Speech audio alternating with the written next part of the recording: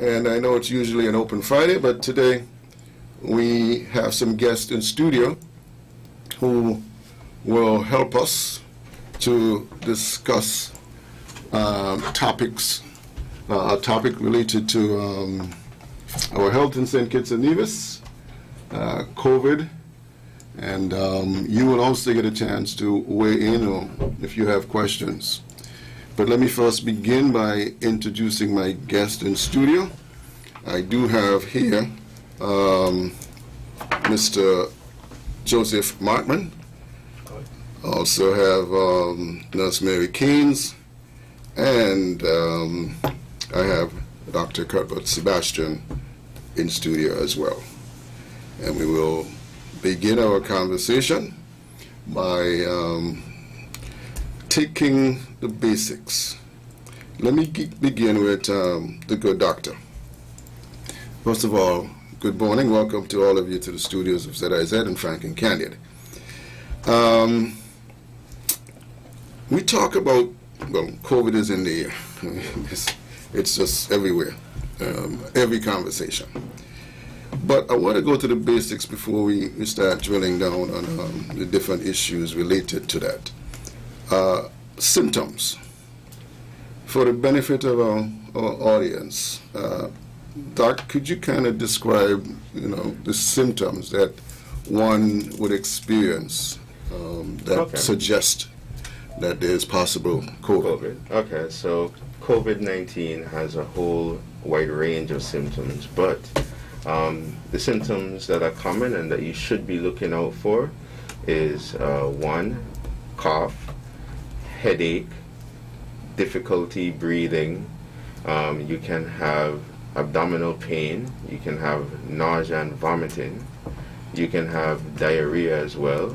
You can have fever as well. And usually when individuals have a loss of smell, that's another symptom that you can look out for, and taste as well. So if you have any of these symptoms, then you should try to go get tested to see if you potentially have COVID-19. Once a person has done that, experiencing these symptoms, what happens at the hospital if they or at their primary care physician? How is it diagnosed? Okay, so what we do is we do a RT-PCR nasopharyngeal swab, usually at the hospital. So you can do it at your primary care physician and they send it off to the lab, but preferably at the hospital because we have a dedicated respiratory side where we have the proper equipment, personal protective equipment, to protect the individual when they're taking the swab to prevent any type of transmission or contamination. So we would take the swab and then we would send it to one of the laboratories in the country. The hospital has its own RT-PCR machine. There's a Next Generation Medical Lab, there is QDL, and there is Avalon. So there's a few labs that are running these tests. Then we would send it off to get tested.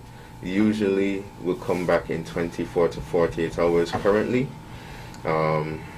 And then we would ask the individual to, if they don't need any further medical attention there, to isolate at home, try to avoid contact until they get the result to determine whether or not they're positive or negative. Okay. You spoke about managing these cases. Tell me about fortunate for us, we haven't had a whole lot of cases in comparison to other places. But tell me how equipped our hospital is. How would you rate the readiness of the hospital at the moment if we were to have a huge outbreak? Yeah. Well, honestly, I never would want to get to that stage. True. But we should be able to handle somewhat of a moderate outbreak. But anything too severe, I think we would be overwhelmed, because there was a point, I work in the emergency department, and I see this firsthand. There was a point where the emergency room would be full, and then the ward would be full as well. So if I have a full emergency room and a patient needs to go up on the ward to get care, and it's full, then that's where we have to make some, tough decisions as, okay, who is ready enough to go home on the ward, those type of things. And you never want to get into that situation as a doctor, where you have to, pick and choose. You shouldn't reach to that stage, right? So we would be able to handle something moderate, but anything severe, where it exceeds what I just told you, then I think we would be in trouble. But we've done well with the resources that we have, and we're blessed. Yeah, good for us. Let's hope we don't get to that stage. All the more reason why, I guess, all the mitigation efforts are so important. Yep. Right. Well, let's talk about people who actually contract this disease and the cases. And Miss Mary Keynes, you are a case manager, Yes. correct? All right. Talk to me about what is a case manager. What's your role? All right.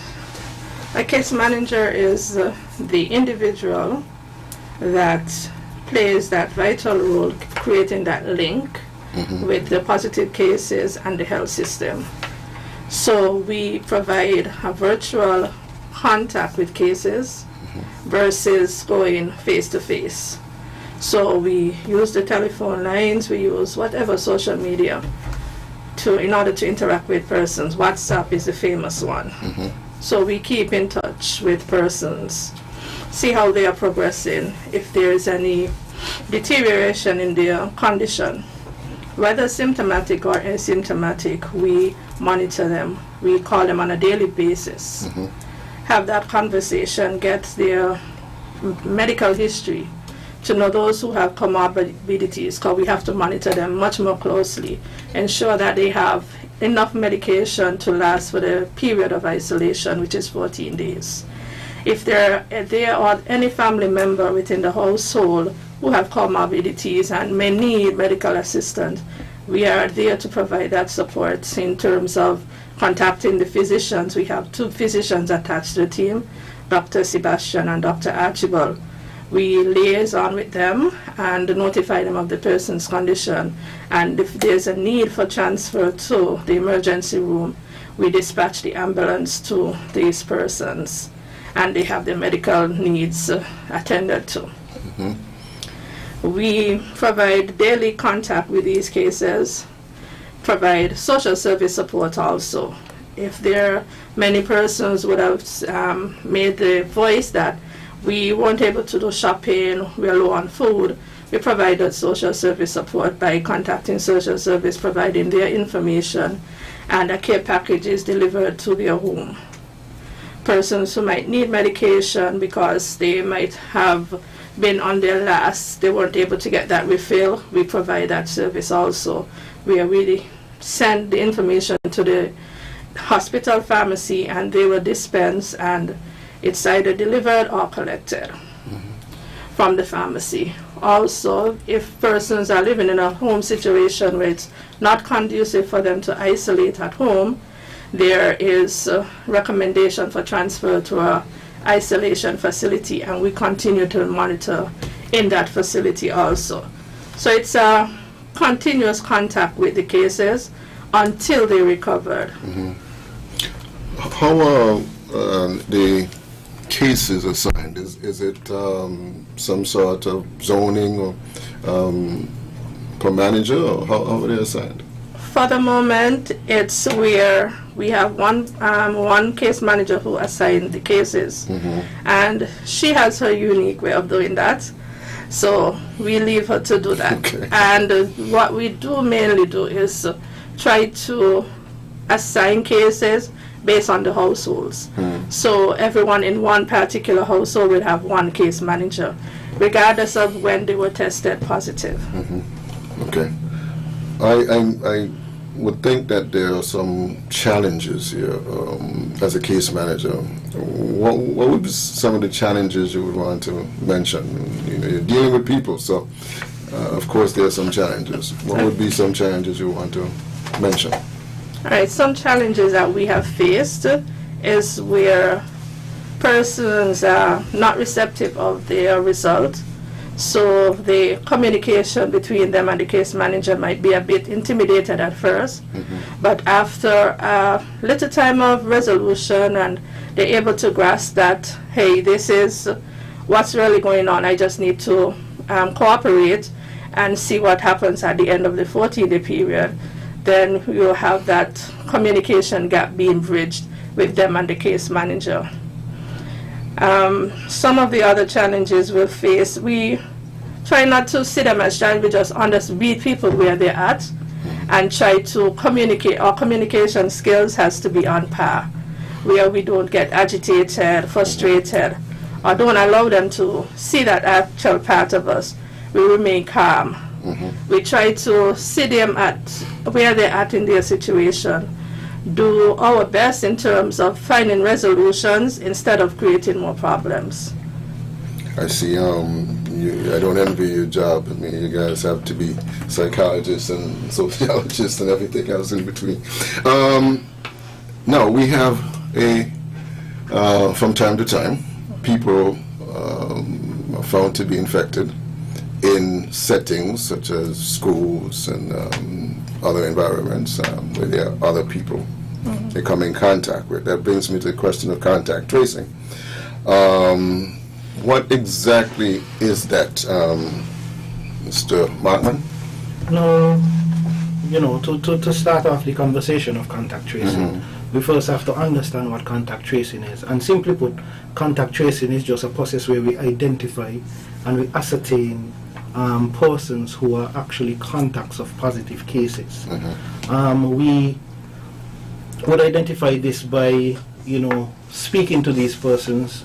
After someone tests positive, the information is then given to specific contact tracers who would then reach out to these persons and have a conversation and engage them as to, you know, where they would have been, persons that they might have been close to, and then we have to ascertain who were true contacts of these persons.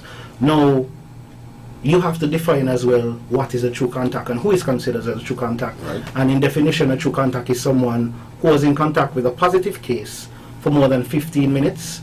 The contact has to be substantial.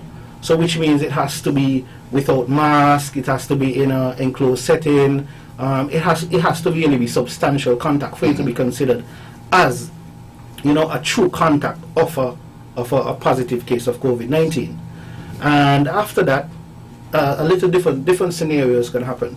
If you are defined or if you are identified of a contact of a case now, there are a few different ways that the conversation can go after that. In terms of, first we'll have to find out what your vaccination status is, because your vaccination status determines the length of quarantine, if there is quarantine, and how we proceed with the testing for you as an individual. Now, if you're fully vaccinated, you don't have to quarantine, and this is if you're a contact of a case not living in the house with a positive case. So if you're just a contact, you may have actually been in close contact with this person and are determined, hey, you are a true contact of a positive case, you're fully vaccinated, you can return to work. We'll ask you to really be specific with your COVID-19, following your COVID-19 protocols, which means wear your mask, hand sanitize, physical distance, limit the amount of places that you actually go. And on day 7, you will be tested. Now, after we get that test, if that test is negative, then you're cleared. You won't have to do another test. So day 7 is your test if you're fully vaccinated, contact of a positive case. If you're unvaccinated, however, you would have to be placed in a 14-day mandatory quarantine, home quarantine, where you would be tested on day 14. So we have eliminated the initial test that we once did, which was the test as soon as you become a contact, we will test you at first. We have eliminated that test. The only way that we will do a test before the 14 days is if you are having symptoms of COVID-19. The good doctor would have already explained what these symptoms are. Now, some persons tend to ask, hey, Mr. Markman, suppose my mother tests positive, I'm in the house with my mother, I'm fully vaccinated, what next? What do I do? What is going to happen to me? Do I have to quarantine for 14 days? The answer is no. But what I would have to say is every situation is different. Now, that particular situation I'm speaking about is a hypothetical situation, but particular situation that I'm speaking about is your mother tests positive, your mother has her own room, her own bathroom, master bedroom, you have your own room, your own bathroom, you're fully vaccinated. You are allowed to move around. You have to, however, practice these protocols, these COVID-19 protocols at home, which means that if it's a shade kitchen, you have to sanitize. Your mother has to sanitize every time she's finished using the kitchen. You have to take your preventative methods. If you have to interact with your mother for any reason or any person in the house, you have to make sure you wear your mask. You have to make sure that you sanitize. Practice as much, keep as much physical distance as possible away from the positive COVID-19 individual. Now, after you do that, you're allowed to move around and you're tested on day 7 and then again on day 14 when we are doing the recovery test for the positive case.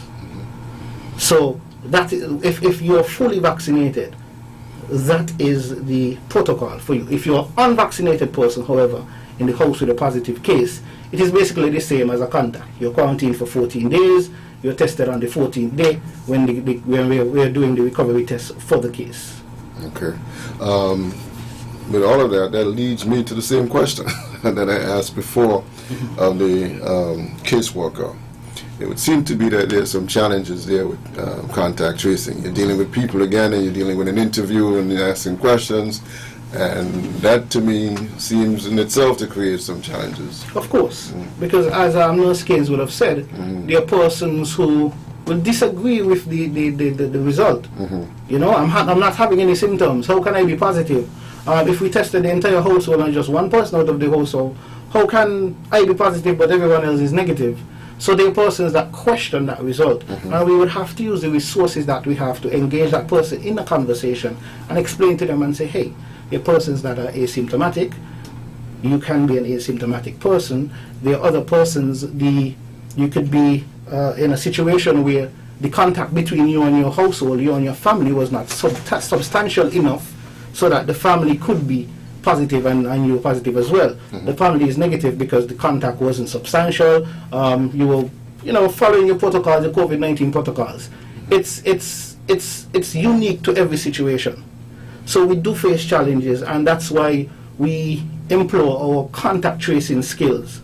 And persons who are contact tracers are properly trained to handle situations of that magnitude, so they can know exactly how to respond.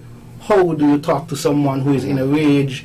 How to calm down an individual? And if we need help from other persons such as case managers or the doctors, then we would employ that help as well. We have, do you have much situation where people are just omitting contacts through interviews? Of course. At a previous interview, he brought up, the interviewer would have brought up about a meme that he saw on social media with a man holding a stone in the back of his head and saying, if you call me for contact tracing.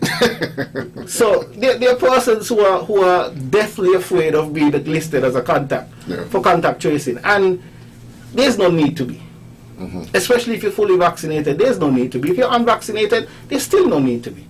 Because it's a process. You want to be safe. You want to make sure that the country as well is safe. You want to go back to, or we want to go back to, as much as a normalcy as we can. So in order for that to happen, everybody has to play their part.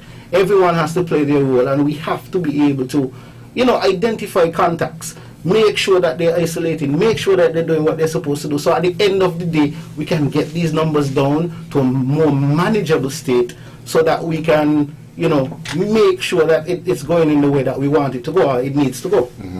All right. We are going to take a quick break. When we come back, we're going to talk about testings and different types of testing and all that, and how we separate them. We'll be back in a moment. And when we come back as well, we're going to take some calls. If you, the audience, have some questions for these professionals here in studio with me. We will be right back.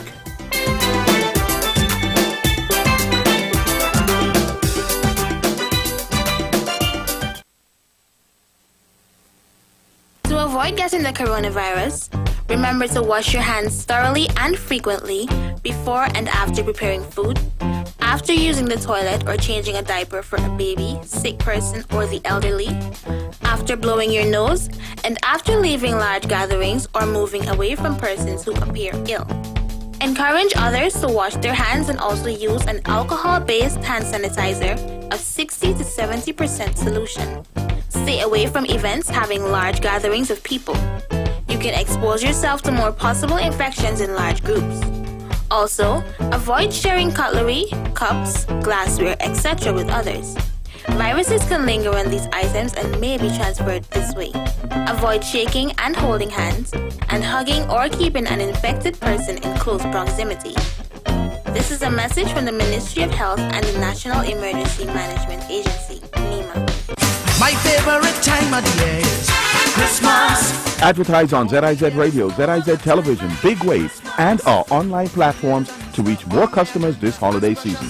Let ZIZ tailor a holiday advertising solution to meet your need of reaching more customers during this period of increased shopping. Bring more customers to your business with a tailored holiday advertising solution from ZIZ. Call our advertising sales department at 465-2621 to lock in your advertising schedule. ZIZ, we provide advertising solutions that work. Call us at 465-2621 and get results. Time like Christmas, New Year's and Easter on my agenda as precious and some night, but I love Christmas time. It's the end of Summer Madness sale, and it's only at Courts Optical for a limited time only. Buy one pair of glasses and get the second pair free. Plus, if you come in before September 17th, you will get an extra 30% discount or special offer when you trash your old pair of frames in the optical price bin. No cash, no problem. Shop with ready finance and pay $0 for 60 days. Plus, walk away with a free pair of sunglasses. Make an appointment online today at courtsoptical.com and ask us about our free blue block and free eye exams. Beat the summer blues and save on your new eyewear with our end of summer madness sale. Terms and conditions apply. Optical, value you can see.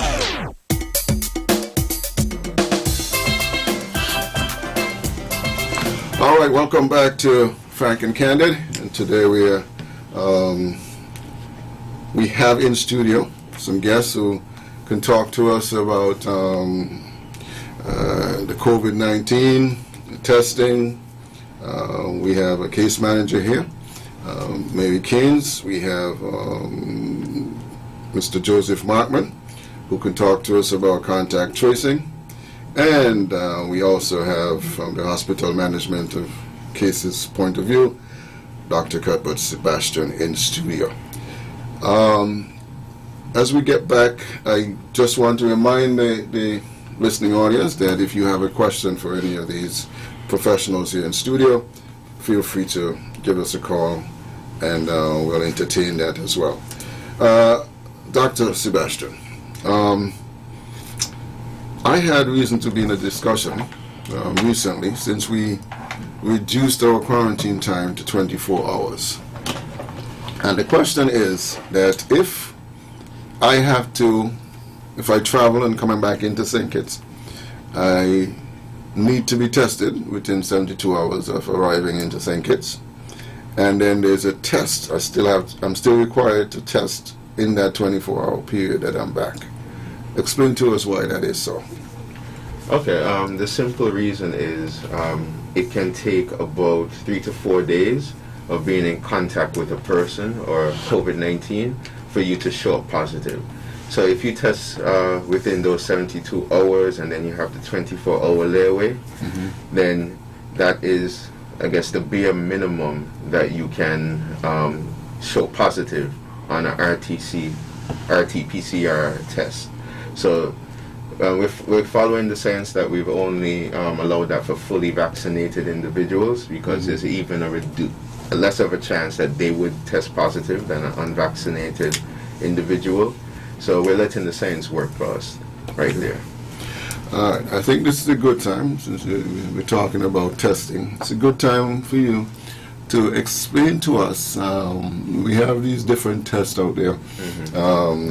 You mentioned RT-PCR tests, there's antigens, and there's this and the different things. So talk to us about the differences in these tests and why we're using one and not the other in different cases. Okay, so, well, you first need to understand what these tests are looking for, right? So let's start with the RT-PCR test, the one that we've been using, well, the whole world has been using since this pandemic. So basically what the RT-PCR test does is it looks for the genetic material of an organism. So we do a RT-PCR SARS-CoV-2 test or COVID-19 test. So it's looking specifically for the genetic material of that virus. Okay. So what it does is it runs through a couple of cycles. So each cycle, it basically multiplies the DNA. So it would go through one cycle, it multiplies it, it doubles. The next cycle, cycle 2, it doubles again. You get 4 strands. The next cycle, 8 strands. The next cycle, 16 strands, until it's at a high enough level for the machine to detect it. And once it detects it, then it's considered a positive test. So that's basically what the RT-PCR machine does. It looks for the genetic material of the sample. The antigen test, the rapid antigen test in comparison, it's a lot quicker than the RT-PCR test, but it is less accurate. I believe from the last statistics I've seen, with someone with symptoms, it's about 72% 72 to 79% accurate in terms of detecting it with, and that's with someone with symptoms. Someone without symptoms, it goes down as low as 58%, and it also varies by brand as well. So we have a lot less accuracy with that versus the PCR, RT-PCR, which actually just looks for the genetic material. So if there is no genetic material there, then it won't pick up anything. If there is genetic material there, it will eventually pick it up the more cycles it runs. So the accuracy of the RT-PCR versus the accuracy of the rapid antigen test is one of the main differences between the two. And plus, but the antigen test would be a lot quicker. You don't need a full lab setup. You can actually carry it out on a site. Let's say if we're testing a large population, let's say a school, for example, you'll be able to test the entire school and get the results back within the hour. Okay. And that's the advantages of that. Speaking of which, and time and testing and results, there's been some concern about people in quarantine, about the length of time it takes to get tests back. Can you speak to that? Well, currently that should be sorted out for the most part. Usually, the test should be back within 24 to 48 hours. 70 to 72 hours, just to be fair. In terms of what happened before, I don't know if Mr. Markman could shed some light exactly what happened. Okay, so we would have had some issues a few weeks back. We had a slight backup in returning results to persons that were tested. Like Dr. Sebastian would have said, that issue has long been resolved, and we are now back to our usual reporting time of 24 to 72 hours. So I think, what would have happened, we would have explained, we would have tried our best to communicate to persons to let them know, okay, this is the challenge that we're facing, this is the problem that we're facing, but we're diligently working on it. I know case managers would have been bombarded with calls, contact tracers would have been bombarded with calls, but we would have answered to the best of our ability at that time to assure persons that we were still working on resolving their issues to make sure everyone is in a more comfortable and proper state in terms of reporting of the results. But like I said, that has 100% been resolved, and for now, at this point in time, we are back down to our usual 24 to 72 hours. We've added more testing facilities, correct? I think it's the same capacity, same amount.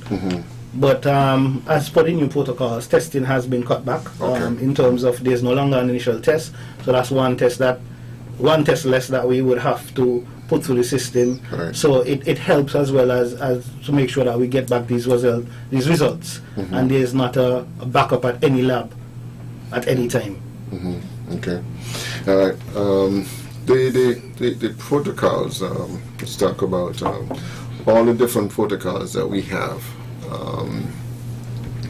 which have been proven, many times to work. What do you think, Doc, is the reason for the, what should I call it, the hesitancy or the people defending or people not wanting to do some of these, carry out some of these, use some of these protocols? Do you believe that with all the information that we have out there, do we have enough? Because I see so much information, and I still wonder why.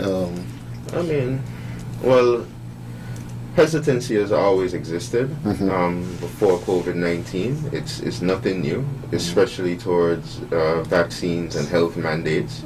It's been there since the first one, since the smallpox vaccine. There was, I believe, there was a 40,000 person march in the UK, and now we don't deal with smallpox now because of vaccination.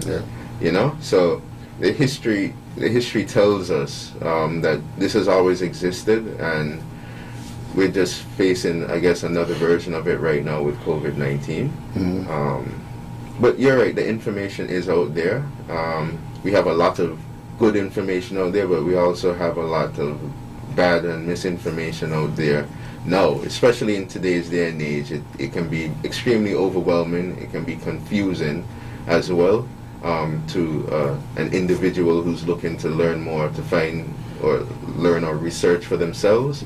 So I can see why there's so much hesitancy regarding that, just because of that. Well, you said something a minute ago that kind of brings me to this question.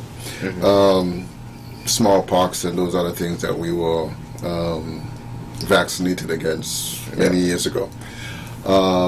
Is it that the vaccination has gotten rid of it, or is it that we are vaccinated against it but it still exists? In other words, COVID could still exist and won't be an issue for many of us, such as the case with the other diseases, smallpox and so on. Speak to me about that so that people understand that you're not saying that you wipe out COVID with the vaccine, but you're able to... See, so with vaccines, so there are many different diseases out there that we have vaccines for, and they used to be a lot more prevalent before vaccines. So when you're vaccinated, your immune system's there to basically defend itself against whatever disease you may be vaccinated against. So if your body can defend itself, that means the disease or virus or bacteria doesn't have a hospitable or place to thrive in or environment to thrive in, meaning that the prevalence of it would decrease in the world. It may not completely wipe it out, but it no longer becomes a strain or a problem on the healthcare system if it's something small enough that we can handle on, I guess, a case-to-case basis, as opposed to a widespread pandemic where you have thousands of people coming in, or depending on where you are, sick because of this virus or organism. So regarding COVID-19, once individuals have immunity towards it, then we would expect to see cases to eventually dwindle down over time, the more people that have immunity against it. 465-2555. Let me go back to Ms. Keynes here for a minute. In your role as case manager, what are you looking at as far as the outlook? I mean, if you look at where you were a year and a half ago, at the onset of this thing in the Federation, how optimistic are you now looking at the cases you're seeing that we could somehow come out on the other side of this? Very optimistic. As we've realized, when the numbers are decreasing in terms of more persons are being recovered. So for September, we were like 1,000 active cases. We're down to almost 400 cases now. So the persons are recovering, and it's vaccinated and unvaccinated, so they are recovering. So we're projecting that soon, by the end of October, November, we should be within a very good range where COVID would be with us, but it won't be such of a strain on the health system. Okay. I saw, I think it was from the U.S., there was a notice put out that in order to enter, I'm not sure it was the U.S., you needed to be fully vaccinated. But it went on to say, or you needed to show proof of recovery. That leads me to the question that if you have recovered, and speak to me about that immunity versus the vaccine. Okay. So there's been a lot of research on this topic, whether natural immunity is better than vaccinated. The studies there's some studies that have shown that natural immunity may be better. Unfortunately, they weren't very good studies. Reason being is they have a lot of limitations to the studies, and they're not the gold standard in studies. Do you want to take that chance? Yeah, they're not the best types, because they're studies that look back at information and come to a conclusion by looking back. Okay. Versus studies where you have individuals and you look forward and you see what happens. So those are the type of studies you want to go with, because you're able to make a proper assessment based on that. Okay. So there are studies, much better studies, that show that vaccination immunity is a lot better than natural immunity. I mean, any bit of immunity is fine. Natural immunity mixed with vaccinated immunity is even better. But I wouldn't advise anyone to try to get sick and get vaccinated as well. I agree. But I'm just speaking on the information that these studies have shown. Okay. Let's take this quick call here. See if this one is okay. We lost the caller? Okay. Call us back, caller. 465-2555, 718-577-2916 if you have a question for any of my guests. Let's try this phone again. Good morning, welcome. Good morning, caller, you're live. Yes, good morning, Mr. Myers and Dr. Sebastian and Good morning. Peter Queens and Mr. Markman. I must thank you this morning for your education and your information and your ongoing effort in really curtailing this pandemic. But to you, Dr. Sebastian, most recently I was listening to a medical journal, and you know the low-dose aspirin, baby aspirin, that quite a number of persons really take on a daily basis. Most of them are hypertensive. And that journal, that study came out and said that with the immediate effect, persons must stop take some volume. It's low-dose aspirin. I haven't heard it come here. Oh, you're not hearing it? Yeah. Mm-hmm. But I know that there was some concern in regards to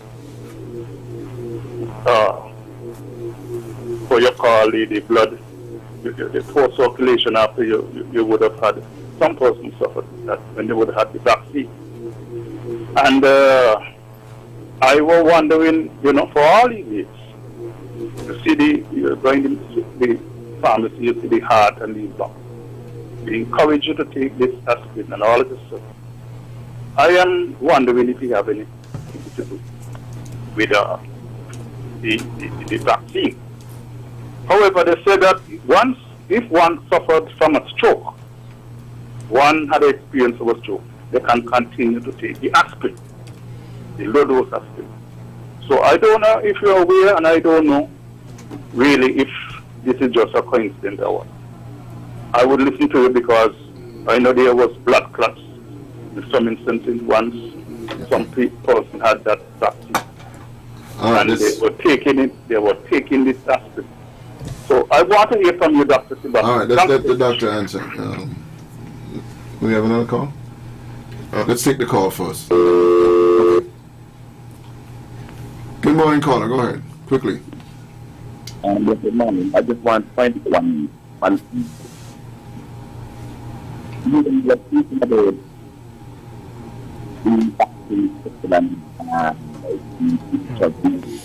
We're not hearing your caller.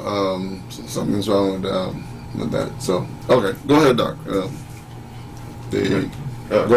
The initial question on the low dose aspirin that the caller was talking about, and blood clots and so on. Okay, I think he was speaking towards, the volume was kind of bad, but okay. I think he was speaking towards the possibility of getting blood clots from the vaccine. Mm-hmm. So AstraZeneca, it showed that a small group of people mm-hmm. Developed blood clots afterwards. When I say small, I mean probably like 30 out of a million mm-hmm. people. All right, so that's a 0.001% chance that you would even experience that. And they also postulate, or they also think, I should say, that those individuals were more than likely prone to getting blood clots prior. And that's what would have happened. Regarding low-dose aspirin if you get a stroke, so yes, your doctor might put you on that because it's a blood thinner, and to prevent blood clots from occurring. So I'm not saying that you should do that when you're taking a vaccine or anything like that. Reason being is when you're on a blood thinner, you can bleed a lot easier. So you want to avoid taking blood thinners unless it's absolutely necessary. Mm-hmm. Okay? I hope I answered your question properly. I couldn't hear too well. Yeah. But all right. Well, we're at that wrap-up point, so we'll hear from each of you with anything you want to leave us with before you go. Who wants to? Mr. Markman, you want to begin? Usually before I go, I would like to just, thank persons who have been a part of what we're doing here. We would also like to thank persons who follow the protocols to a T. Those persons who really go above and beyond to make sure that they help the community and help the nation on a whole as best as they can in, the COVID-19 battle that we are fighting. Also would like to encourage persons who to adhere to protocols. Try your best. Let us try to see how quick we can get back to some sort of normalcy. And the quicker and the more that we adapt to these protocols and we follow these protocols, I think the better it would be for us in the long run. Okay. Right. For me, I will echo the same words as Mr. Markman. We just want to thank persons who have been not only supportive and being cooperative with the case managers. I want to thank the families, because they have gone, some families have gone above and beyond to ensure that within their household they are safe and the protocols are being stringently followed in their household. For when we call, we hear the things that they have already employed in order to ensure that they are safe within their household. Just want to say thank you to those persons who do their best and go above and beyond. To the case managers, I want to thank you for a great job that you've been doing.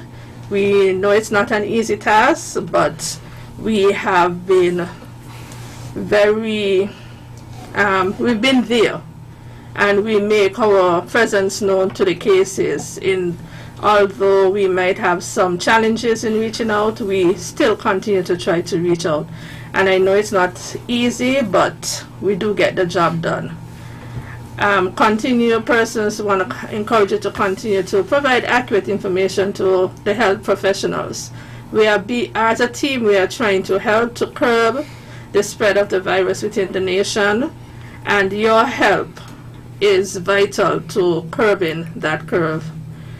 Continue to adhere to the protocols, even at home, and always remember to keep in contact with your case manager. We are here to provide that necessary support for you and your family during the period of isolation and quarantine. All right. Doc? Okay, well, I'm going to echo a lot of what they said. They kind of took everything for themselves, but I do want to thank, my team members, the nurses, the case managers, the doctors, Mr. Markman and his team, the lab technicians who work tirelessly. When I mean tirelessly, from morning till evening, every day. I want to thank the essential workers that have been working since then, not just the medical professionals, the law enforcement, even the bankers. Some of them had to go out and do things, immigration, etc. If there's any person or group I'm missing, I just want to say thank you for everything you've done, and most importantly, the population, especially the people who have been adhering to the protocols and stuff over this past time. Even though it has been difficult, I just want to say thank you. It's showing fruit. Okay. Ms. Gaines, Mr. Markman, Dr. Sebastian, thank you all for coming in and sharing this information with us, and wish you much more success in the future as we go along and try to beat this thing. Thank you all for joining me for this edition of Frank and Candid. We'll be back on Monday with much more. Join us again then. I'm Tony Nice.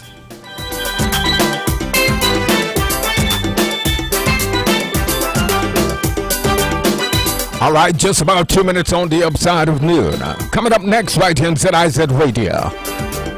The ZIZ Midday Newscast, sponsored by KFC and Amerijet. The news is next.